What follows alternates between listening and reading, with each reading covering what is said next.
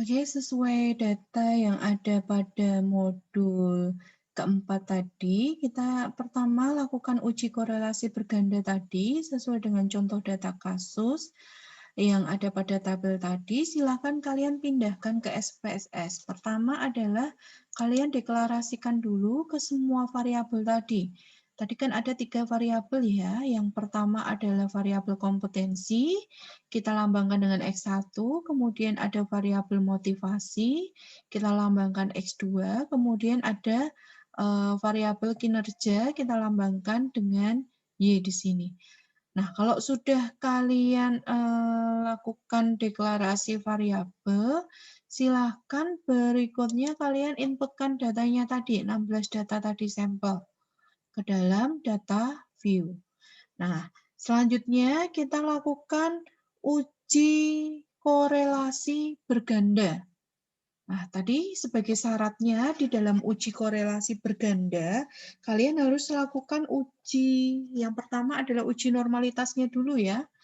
Nah, uji normalitas caranya bagaimana? Kita praktekkan langsung.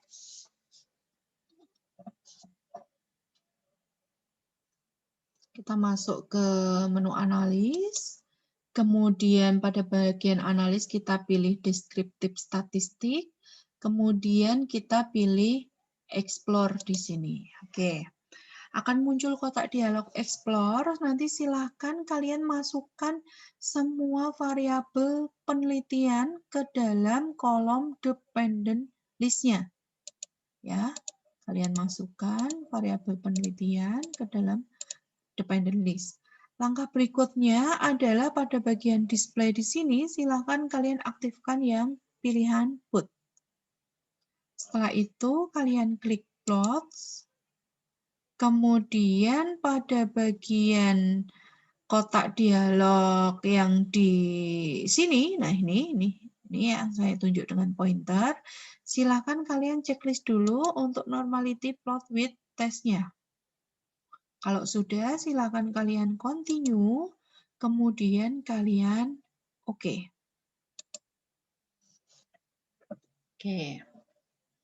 Kita lihat hasilnya pada uji normalitas di sini. Pada tabel test of normality. Nah, ini tabel ini ya.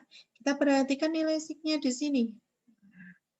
Nah, kalau kita perhatikan di sini variabel yang pertama nilai signya itu 0,196. Artinya dia lebih besar dari 0,05. Berarti variabel yang pertama yaitu kompetensi ini adalah berdistribusi normal. Kemudian variabel yang kedua itu ada motivasi. Nilai signya adalah 0,682. Itu artinya lebih besar dari 0,05. Maka variabel motivasi ini berdistribusi normal. Kemudian kita lihat pada variabel yang ketiga, yaitu kinerja, variabel terikatnya. Nilainya adalah 0,748, lebih besar dari 0,05. Maka variabel ini juga berdistribusi normal. Oke, kita sudah lakukan uji normalitas dan hasilnya ternyata ketiga variabel yang akan kita uji korelasi itu terbukti berdistribusi normal. Kita kembali ke bagian data di sini, data view-nya. Langkah berikutnya adalah kita melakukan uji multikolineritas tadi. Nah, caranya adalah kita akses menu analis di sini ya. Analis, kemudian kalian pilih regression di sini. Kemudian silakan kalian pilih linear. Nanti akan muncul kotak dialog linear regression seperti ini. Silakan nanti pada kolom dependent ini kalian masukkan variabel Y-nya atau variabel yang terikat, yaitu kinerja. Masukkan. Kemudian pada kolom independen-nya kalian masukkan variabel X-nya. Ada 2 ya di sini. Kemudian pada metodenya kalian pilih enter. Kemudian kalian pilih statistik di sini, nanti akan muncul kotak dialog statistiknya. Nah, langkah yang kalian pilih pada bagian kotak dialog ini adalah aktifkan covariance-nya, covariance metriknya, dan collinearity diagnosisnya. Oke, setelah sudah kalian checklist, kalian pilih continue. Kemudian oke. Kita lihat dulu hasilnya.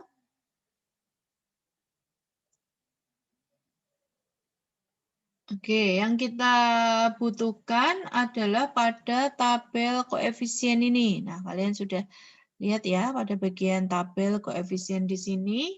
Yang kita lihat adalah kolom toleransi dan VIF-nya tadi.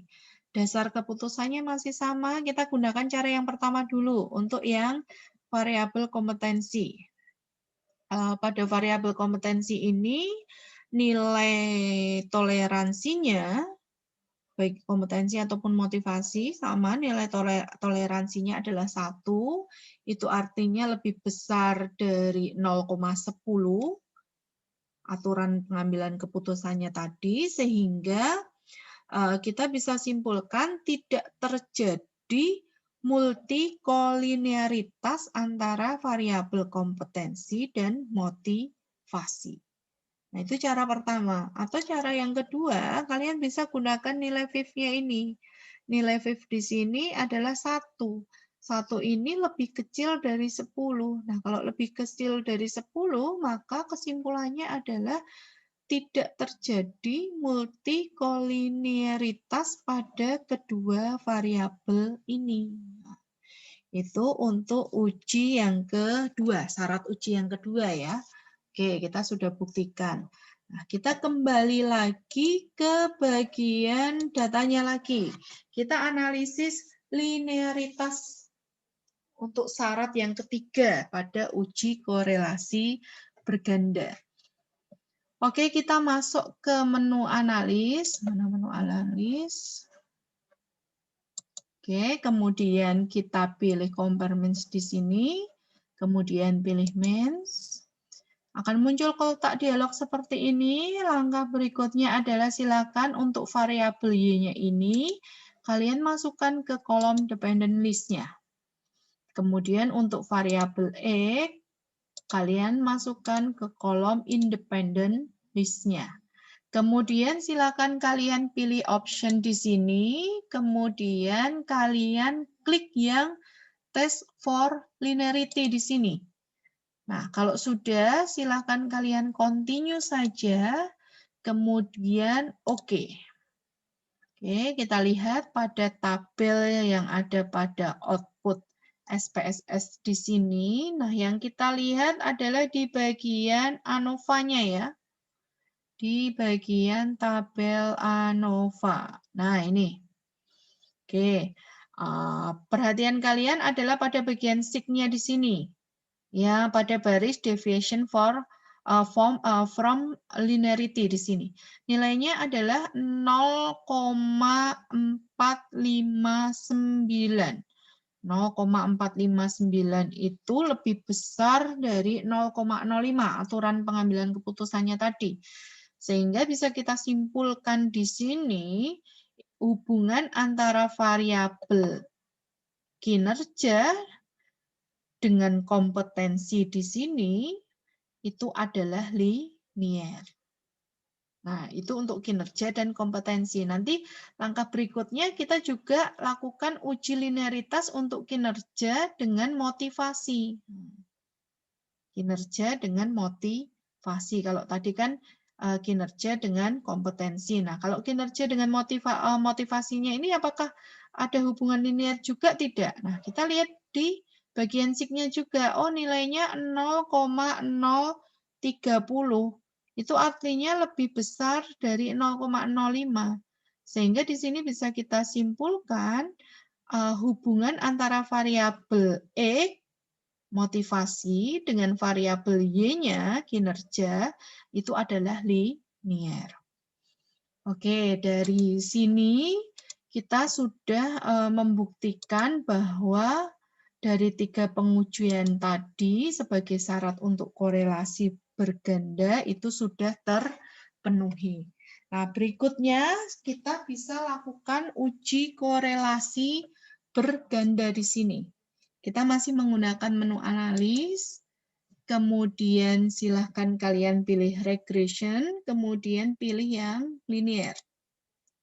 Nah, pada kotak dialog linear regression di sini, silahkan kalian pindahkan dulu untuk variabel bebas atau Y itu pada kolom dependent. Kemudian untuk variabel terikatnya, ke variabel terikat itu adalah, variabel bebas itu adalah variabel independen. Jadi kalian pindahkan dulu ini ya, sesuai ini. Kemudian untuk yang variabel terikat, dependent, di kolom dependent. Oke, kalau sudah kalian pindahkan, kalian klik statistik di sini. Kemudian pada bagian regression, pada bagian kotak di sini, kalian checklist yang estimates, kemudian model fit, ini dinonaktifkan ya, model fit, kemudian kalian pilih yang R square di sini. Ini kita nonaktifkan. Oke, kalau sudah kalian checklist, kemudian langkah berikutnya pilih continue, selanjutnya oke saja. Nah, kita lihat di sini. Yang kita lihat adalah pada tabel model summary tadi. Nah, yang kita perhatikan tadi kan ada 3 informasi ya. Yang pertama adalah nilai SIG-nya ini. Ini yang akan kita gunakan sebagai dasar pengambilan keputusan tadi. Apakah kompetensi dan motivasi di sini itu ada hubungan atau tidak secara simultan dengan variabel kinerja dosen tadi. Nah, kalau kita perhatikan kan nilainya 0,050 itu lebih kecil atau sama dengan 0,50 ya. Itu artinya HO-nya atau hipotesis yang pertama itu ditolak. Dengan kata lain, kompetensi dan motivasi itu berhubungan secara simultan dan signifikan terhadap kinerja dosen STTA. Itu untuk yang kolom ini. Kemudian kalau kita ingin melihat besar level hubungannya itu seperti apa, kita bisa melihat pada kolom R di sini. 0,607, kalian lihat panduan yang ada pada modul 3 kemarin. Di sini kita bisa melihat bahwa hubungannya itu adalah sedang atau cukup di sini. Nah, pada kolom R square di sini kita bisa melihat kontribusinya itu seberapa persen sih pengaruhnya. Nah, ternyata pengaruhnya di sini adalah 0,369 atau 36,9%. Lantas sisanya dipengaruhi oleh apa? Oleh variabel lain yang belum diteliti pada contoh kasus di sini. Nah, itu demikian untuk pengujian langkah demi langkah di dalam korelasi berganda. Sekian. Wassalamualaikum warahmatullahi wabarakatuh.